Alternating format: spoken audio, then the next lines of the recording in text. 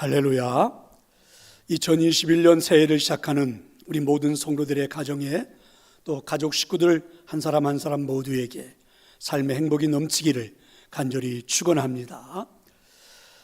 2021년 동산교회가 정한, 그리고 우리 동산교회가 추구하는, 그리고 동산교회 모든 성도들이 소망하는 한 해의 주제는, 또 한 해의 표어는 성령 충만을 사모하는 그런 교회입니다. 올 한 해 우리 모든 성도들에게 성령의 충만함이 체험되어지는 그런 한 해가 될 수 있기를 간절히 축원합니다. 오늘 각자의 처소에서 예배하는 성도 여러분, 오늘 말씀 속에서 성령님께서 여러분의 가정에, 여러분에게 꼭 임할 줄로 믿습니다. 시간 성령의 역사가 체험되어질 때마다 아멘으로 함께 화답도 하고, 또 댓글도 달으면서 소통하며 하나님의 음성을 들을 수 있기를 간절히 축원합니다. 우리 믿는 사람들이 사용하는 용어 가운데에 믿지 않는 사람들에게 생소한 것들이 참 많이 있지요. 아마 그 중에 첫 손가락에 꼽으라면 결코 빠지지 않을 것 같은 가운데 하나가 바로 성령일 것입니다. 그래서 기독교를 모르는 많은 사람들이 이렇게 묻죠. 성령. 그런데 도대체 그 성령이 무엇입니까? 또 그런가 하면 우리 믿는 사람들도 성령의 은혜를 체험해 보지 못한 분들은 이 성령과 관련된 용어들이 사실은 믿는 사람들에게도 익숙지는 않습니다. 들어보기는 많이 했지만 그 말이 정확하게 무엇인지 잘 이해하지 못하고 알지 못하는 경우가 많지요. 그래서 이렇게 묻는 교인들도 많이 있습니다. 성령의 역사가 도대체 무엇입니까? 성령의 은사는 도대체 무엇입니까? 성령은 물론이고 성령과 관련된 여러 가지 용어들은 직접 체험해 본 분들이 아니고서는 그 의미를 정확하게 알기가 어렵습니다. 말로 설명할 수 있는 것들이 아니기 때문에 그렇죠. 그래서 다시 말해보면 성령은 지식적인 용어들이 아니고 체험적인 용어들이기 때문에 그렇습니다. 요한복음 3장을 보면 예수님께서 니고데모에게 성령의 역사를 설명하실 때에 한 예를 들어주셨습니다. 바람이 불 때에 그 바람이 어디서 오고 어디로 가는지 알지 못하는 것처럼 성령의 역사도 마찬가지라고 말씀하시죠. 다시 말해서 바람은 눈에 보이지도 않습니다. 그 당시의 과학적인 지식으로는 바람을 설명할 길이 없는 것처럼 성령의 역사도 그렇다는 거죠. 그러면서 예수님께서 말씀하시기를 성령이 누구인가, 또한 성령의 역사가 무엇인가 알아들을 수 있는 말로 설명을 할 수는 없지만 성령의 역사로 나타난 현상들이 있으니까 그 현상이 증거를 해준다, 이렇게 말씀을 해주십니다. 마치 바람이 있는지 없는지 알 수는 없어도 나뭇가지에 잎새가 나부끼는 것을 보면서 바람이 분다는 것을 알 수 있는 것과 마찬가지라는 것입니다. 그렇습니다. 성령을 일반인들이 알아들을 수 있는 말로 설명하기가 쉽지는 않습니다. 하지만 확실하게 말할 수 있는 것은 성령의 역사로 나타난 그 결과들을 가지고 설명할 수가 있습니다. 다시 말해서 그 나타난 결과들을 통해서 이런 것들이 성령님의 역사다, 그리고 이것이 바로 성령의 존재다, 이렇게 설명할 수 있다는 것입니다. 2021년 동산교회의 표어는 성령 충만을 사모하는 교회입니다. 이 주제는 말 그대로 지식적인 용어가 아닙니다. 체험적인 그런 용어입니다. 그러니까 우리가 예수님을 구주로 영접하는 것은 성령님의 도우심이 없이는 불가능하죠. 다시 말해 우리가 교회로 발걸음을 옮기는 것은 내 스스로 한 것처럼 보여지지만 아닙니다. 성령님의 도우심이 없이는 불가능한 거죠. 오늘도 지금 이 가정에서 각자의 처소에서 또 이 성전에 오신 여러분, 성령님의 도우심이 없이는 예배의 자리로 나올 수가 없는 것입니다. 하나님을 부르는 것도 예수님을 믿는 것도 다 마찬가지입니다. 성령님의 도우심이 없이는 불가능한 거죠. 고린도전서 12장 3절, 성령으로 아니하고는 누구든지 예수를 주시라 할 수 없느니라. 그렇습니다. 성령님의 도우심이 없이 구원이라고 하는 것은 불가능한 거지요. 그러면 이 말씀은요, 이렇게도 해석을 해볼 수가 있습니다. 예수님을 구주로 영접한 사람들은 이미 성령님이 함께하고 있다는 증거입니다.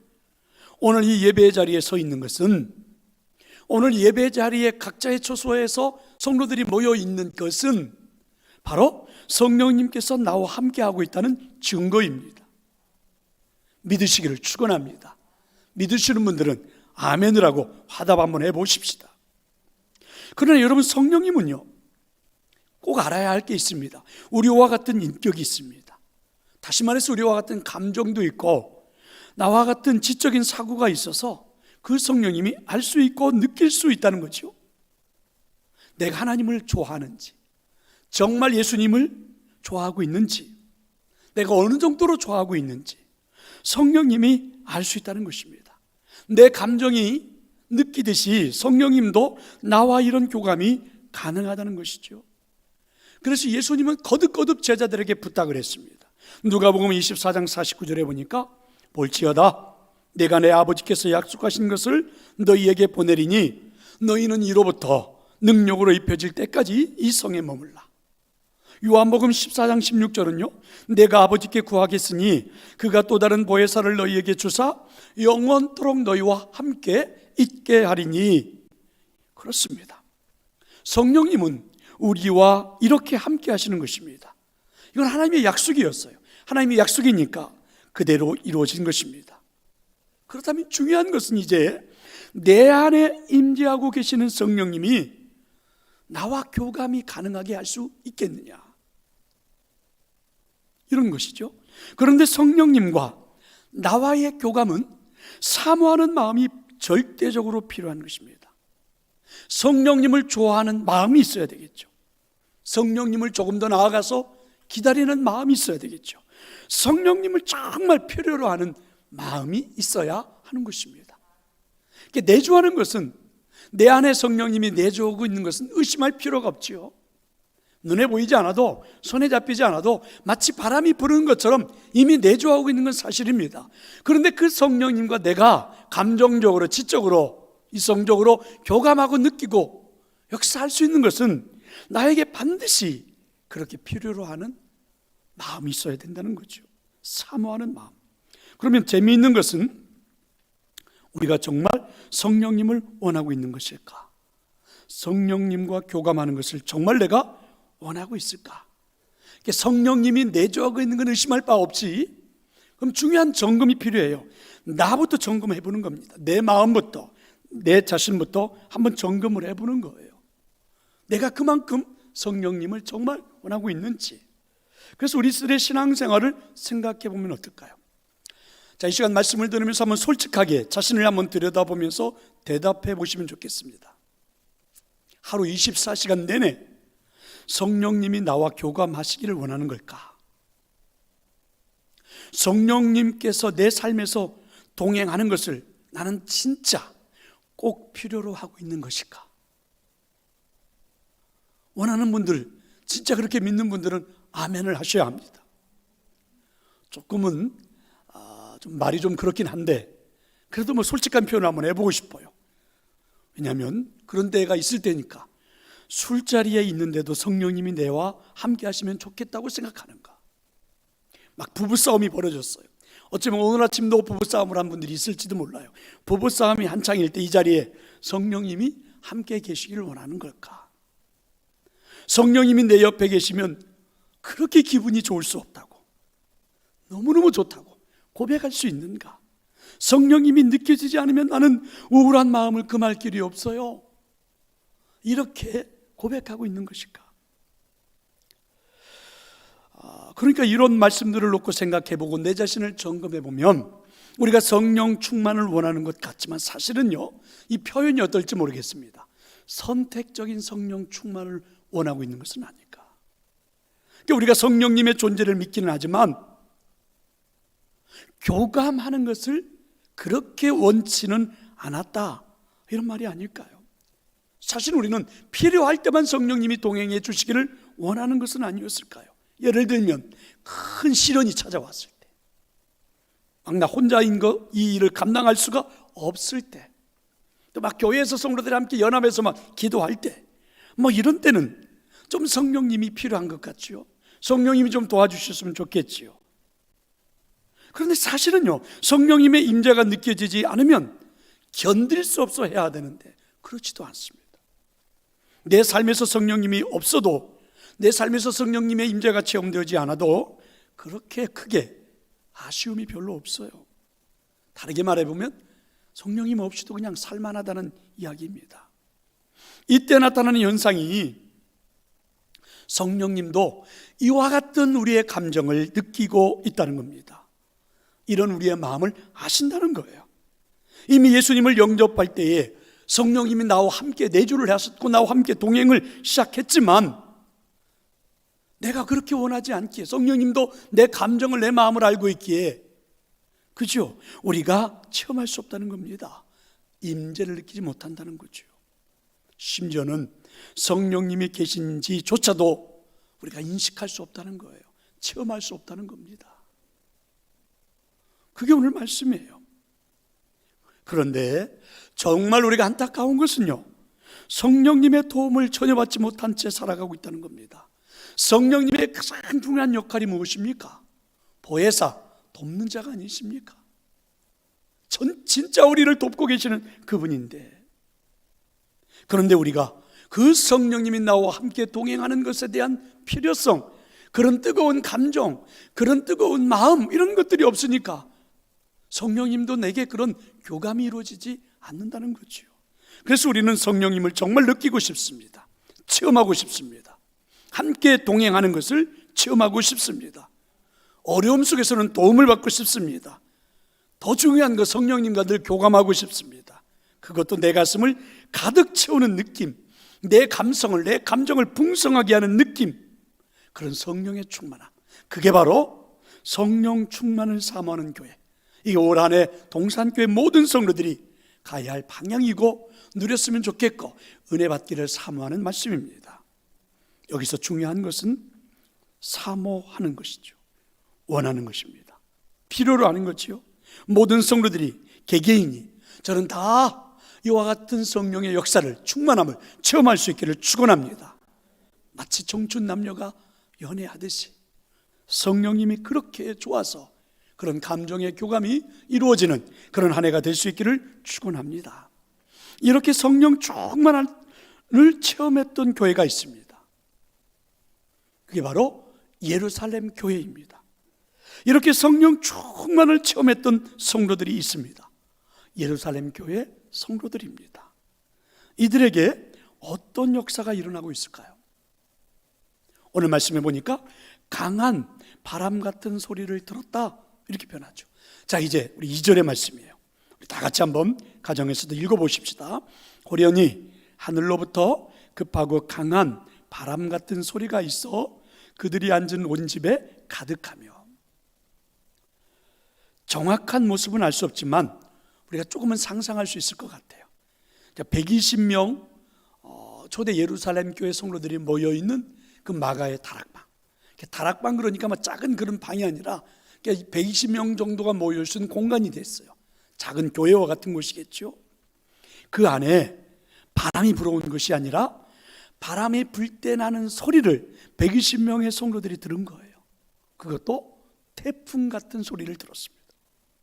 이것을 잘못 해석한 사람들은 성령의 역사는 바람처럼 불어오기에 자꾸 넘어지려고 이렇게 합니다. 그래서 예루살렘 교회, 그런데 예루살렘 교회 성도들은요, 바람에 넘어진 사람이 한 사람도 없어요. 진짜 막 바람으로 넘어지는 것, 이런 걸 말하는 게 아닙니다. 어쨌든 이들은 이렇게 소리를 들을 수 있었다는 거죠. 참 신비스러운 일입니다. 또 한 가지는 불의 혀처럼 갈라지는 것을 보았습니다. 자, 3절의 말씀이에요. 우리 같이 한번 읽어보도록 하겠습니다. 불의 혀처럼 갈라지는 것들이 그들에게 보여 각 사람 위에 하나씩 임하여 있더니, 이렇게 말씀했습니다. 정확히 어떤 모습인지는 알 수 없어요. 대략 머릿속에서 그려보면 이런 거지요. 위에서부터 이 불덩이처럼 보이는 것이 아래로 내려왔습니다. 그러더니 120명이 모여있는 각 사람 위에 그 불덩이가 갈라지는 거예요. 마치 혀처럼 생긴 그 작은 불덩이가 막 나뉘어서 각자 모든 사람 위에 임하는 것입니다. 출애굽기 3장 2절을 보면 호렙산에서 모세에게 여호와께서 하나님께서 나타나실 때의 모습이 기록되어 있는데, 여호와께서 떨기나무 불꽃 가운데 나타나셨습니다. 그런데 떨기나무에 불이 붙었는데 나무가 타지 않은 채 그대로 있는 겁니다. 이것은 무엇을 말합니까? 불처럼 보이기는 하지만 실제 불이 아니라는 거죠. 무엇인지 정확하게 설명하기는 어렵지만 모세의 눈에는 불처럼 보인 겁니다. 그리고 그 안에 여호와의 임재가 나타났던 거죠. 성령의 강림도 지금 예루살렘 교회 성도들 안에는 그렇게 나타나고 있는 것입니다. 불처럼 보이기는 하지만 실제 불이 떨어진 게 아니에요. 그래서 그 불에 막 뜨거워서 데었다든지 그 불꽃, 강력한 불꽃 때문에 눈이 멀었다든지 그렇지는 않습니다. 시각적으로는 분명히 보였지만 실제적인 불은 아니었다, 이렇게 말하는 게 맞을 것입니다. 성령의 특별한 임재의 현상이었던 거죠.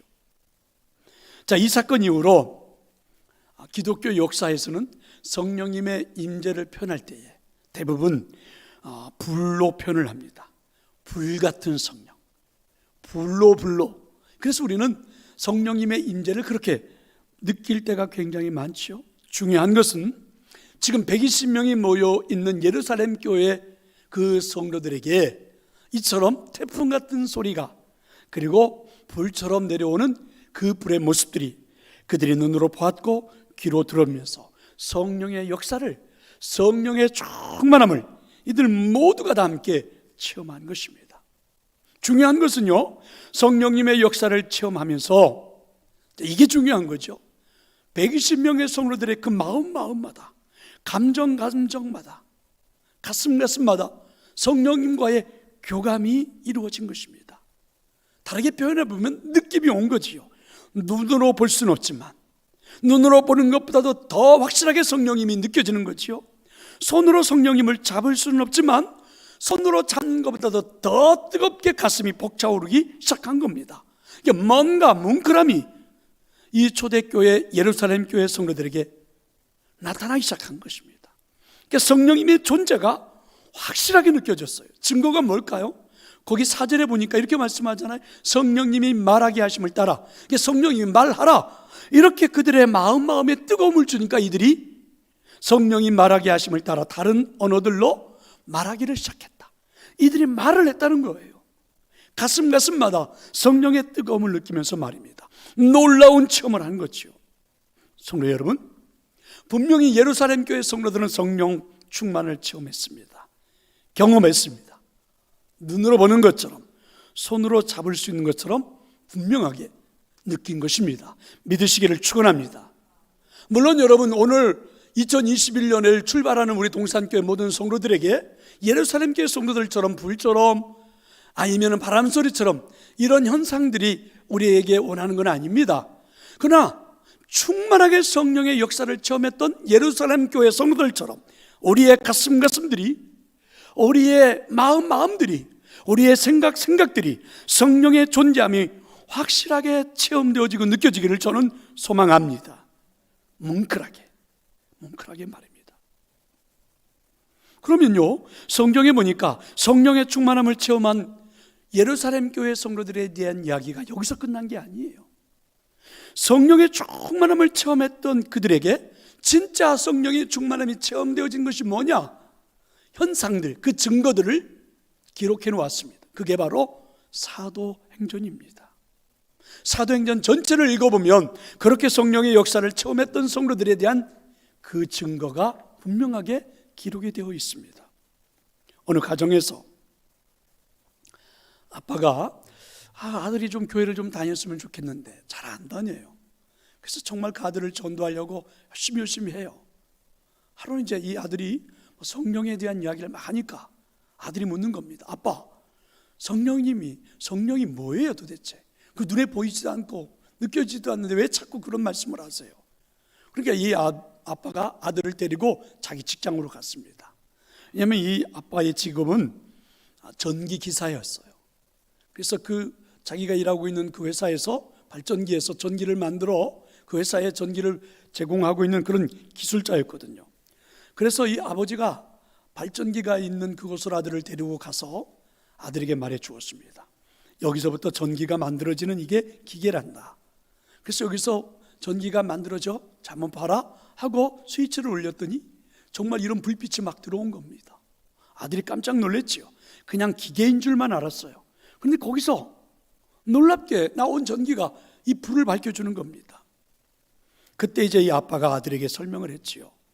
전기는 보이지 않아. 그렇다고 전기가 없다고 말할 수는 없지. 전기를 눈으로 보기 때문에 믿는 게 아니지 않니? 결과가 나타나잖아. 전기에 이 기계에서부터 전기가 있다는 그 결과가 이 불로 들어오듯이 마찬가지로 전기로 인한 결과를 보고 전기를 믿는 것처럼 성령님도 마찬가지야. 여러분, 딱 맞는 말씀 아닙니까? 성령님을 우리가 눈으로 손으로 누군가에게 설명해주고 말해줄 수는 없습니다. 전기를 말하는 것처럼 마치.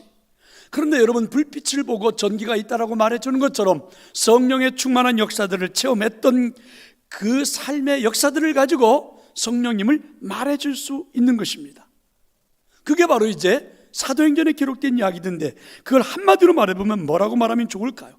바로 변화입니다. 그래서 여러분, 사도행전에는 예루살렘 교회 성도들의 변화된 이야기가 쭉 기록이 되어 있는데, 그 중에 가장 본질적인 변화가 무엇일까요? 실질적으로 사도행전에는 그 본질적인 변화에 대한 이야기는 말로 설명하지 않았어요. 그들의 현상에서 나타난 것들이었어요. 가장 본질적인 변화는요, 그들의 중심에, 그들의 마음에, 그들의 생각에 변화가 일어난 겁니다. 예레미야 20장 9절에는 이와 같은 변화를 이해하는 데 도움이 주는 표현이 나옵니다. 나의 중심이 불붙는 것 같아서. 이 표현처럼 성령의 충만함을 체험한 이들의 중심이, 이들의 마음이, 이들의 생각이, 이들의 삶에 마치 불붙는 것처럼, 그래서 실질적으로 여호와 하나님을 만났던, 부활하신 주님을 만났던 성령의 뜨거운 역사를 체험했던 그 모습들이, 그래서 그 마음들이, 생각들이 그대로 표현되어지기 시작한 겁니다. 그걸 크게 두 가지로 요약해 본다면, 첫째는요, 나 같은 것이 이런 큰 은혜를 받았다는 감격이에요. 나같이 자격 없고 보잘것없는 자가 어떻게 이런 놀라운 은총을 받을 수 있을까? 이런 뜨거운 감격들이, 가슴들이, 아니 어떻게 나 같은 자에게 성령님이 이렇게 임할 수 있단 말인가? 이게 사람들에게 나타났던 표현들입니다. 예를 들면 사무엘상 7장 18절에 보면 다윗이 이런 뜨거운 마음을 표현하잖아요. 주 여호와여, 나는 누구며 내 집은 무엇이기에 나를 여기까지 이르게 하십니까? 다윗이 빼앗겼던 법궤를 다시 블레셋에서 찾아오고 그걸 예루살렘으로 모셔놓고, 그리고 그 뜨거웠던 그 마음속에 하나님께서 나단 선지자를 통해서 말씀을 해준 겁니다. 하늘의 복을 말씀해 줬어요. 이때에 다윗이 고백하는 것 아닙니까? 내가 누군데, 우리 가문이 도대체 무엇이길래 하나님이 이렇게 큰 은혜를 베풀어 주신단 말입니까? 그러면서 막 다윗이 감동했던 그 모습, 그거죠. 정말 우리가 성령의 역사를 체험하고 나면, 이 중심에, 이 가슴에, 내 생각 속에, 내 삶에 체험하고 나면 우리는 다 같이 감동하는 마음을 표현할 겁니다. 눈물도 흘리고, 그리고 정말 그 하나님의 은혜에 감격해서 어떻게 말로 표현해 볼 수 없는, 어쩌면 오늘 예배하는 모든 성도들, 그죠? 그렇게 경험했던 체험들이 있지 않습니까?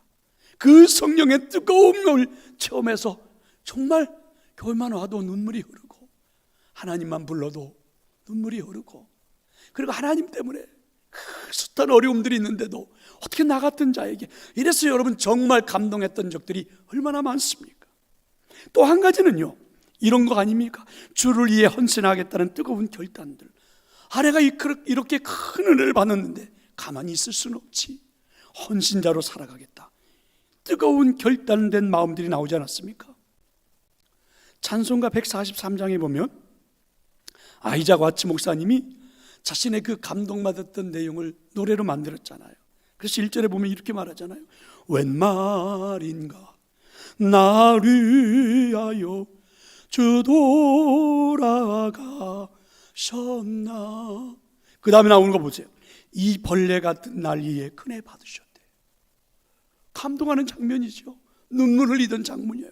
그러더니 4절의 말씀에 가보니까 이렇게 말합니다.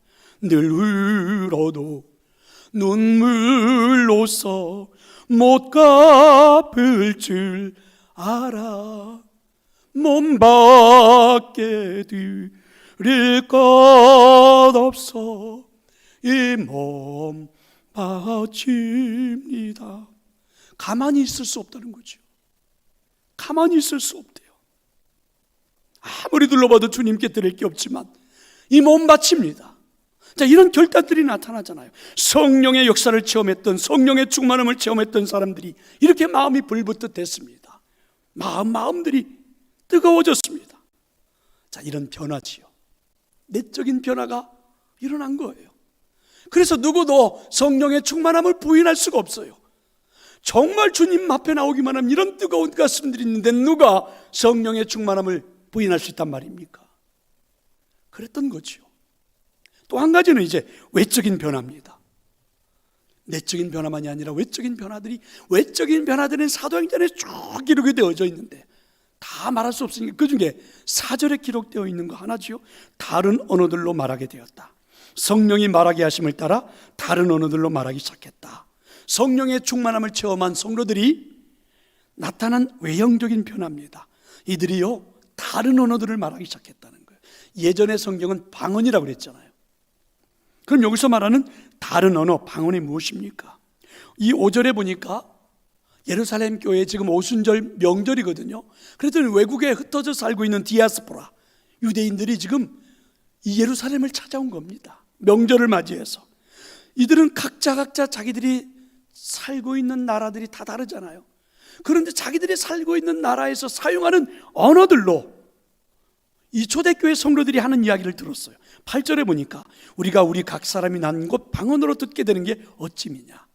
여기서 이해를 하나 구합니다. 여기서 말하는 방언, 여기서 말하는 다른 언어는 고린도전서 12장에 나오는 고린도 교인들이 경험했던 방언, 또 이 시대 우리들이 교회에서 기도하면서 누렸던 방언, 그것과는 차이가 나죠. 그런 건 말고요, 여기서는 말이에요. 사용하는 사람들이 사용하고 있는 말. 그래서 9절에 보면 바데인 사람들이 사용하는 말, 메데인 사람들이 사용하는 말, 엘람 사람들이 사용하는 말, 메소포타미아, 애굽, 구레네 사람들이 사용하는 말, 전 세계 사람들이 사용하고 있는 다양한 말들을 지금 예루살렘 교회 성도들이 하고 있더란 말입니다.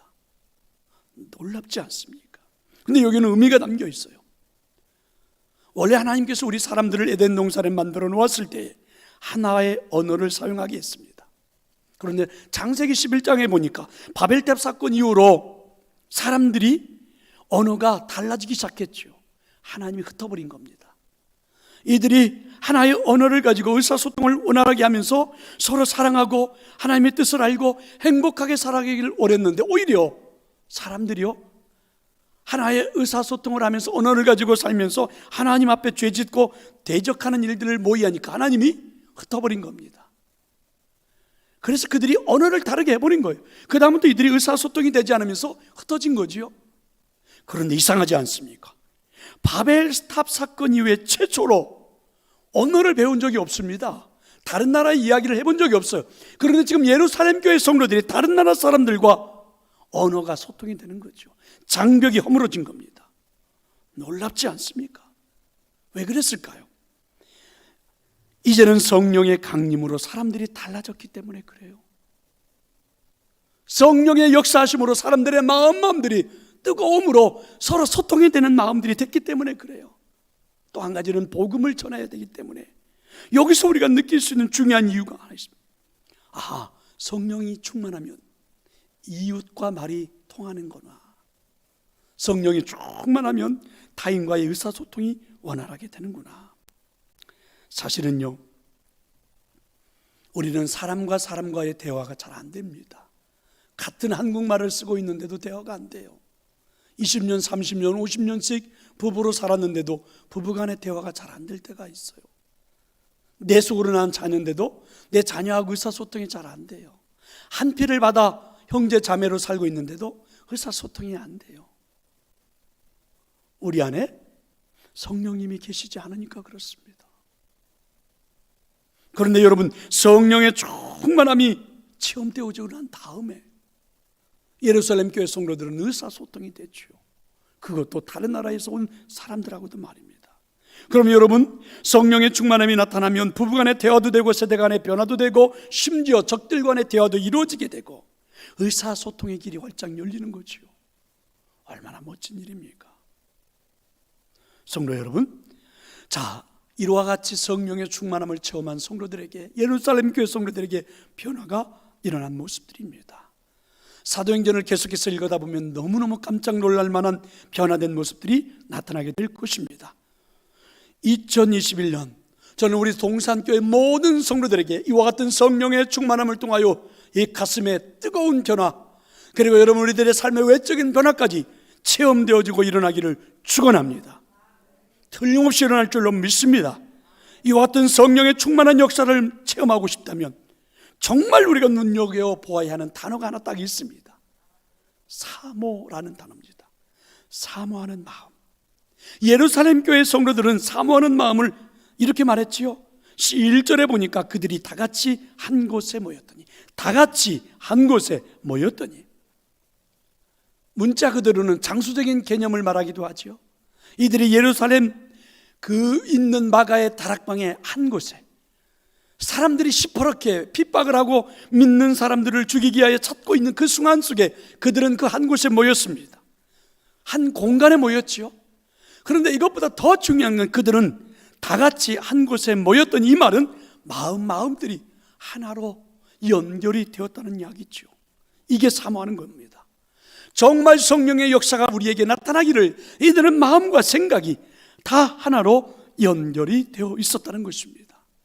저는 올 한 해 우리 동산교회 모든 성도들이 그와 같은 한 마음, 사모하는 마음, 성령님을 필요로 하는 마음이 하나가 되기를 축원합니다. 그러면 반드시 우리에게도 성령의 충만한 역사가 일어날 줄로 믿습니다. 사람은 마치 그릇과 같습니다. 그릇이 물에 담기면 그 그릇을 물그릇이라고 하지요. 술이 담기면 술그릇이라고 합니다. 기름이 담기면 기름그릇이라고 합니다. 사람도 마찬가지입니다. 무엇이 담기느냐에 따라서 사람도 용도가 달라집니다. 무엇이 사람을 지배하느냐에 따라서 운명도 달라지고 생활도 달라집니다. 죄가 있으면 죄인이라고 그러지요. 예수 그리스도가 있으면 의인이라고 그럽니다. 성령의 지배를 받으면 성령의 충만한 사람이라고 말합니다. 악한 영 사단이 지배를 받으면 귀신 들린 자, 정신병자라고 말합니다. 악한 영이 그 사람을 지배하면 악한 사람이라고 말하는 겁니다. 성도 여러분, 어떤 사람이 되기를 원하십니까? 어떤 사람으로 2021년 한 해를 살아가기를 원하십니까? 바라옵기는 성령 충만한 사람, 성령 충만한 사람, 정말 소망한다면 아멘 하십시오. 성령 충만한 사람이 되어 2021년 성공적인 인생을 살기를 소망한다면 각자의 처소에서 예배하는 성도 여러분도 아멘 하시고 아멘이라고 댓글도 올리면서 하나님께 여러분의 마음을 보일 수 있기를 축원합니다.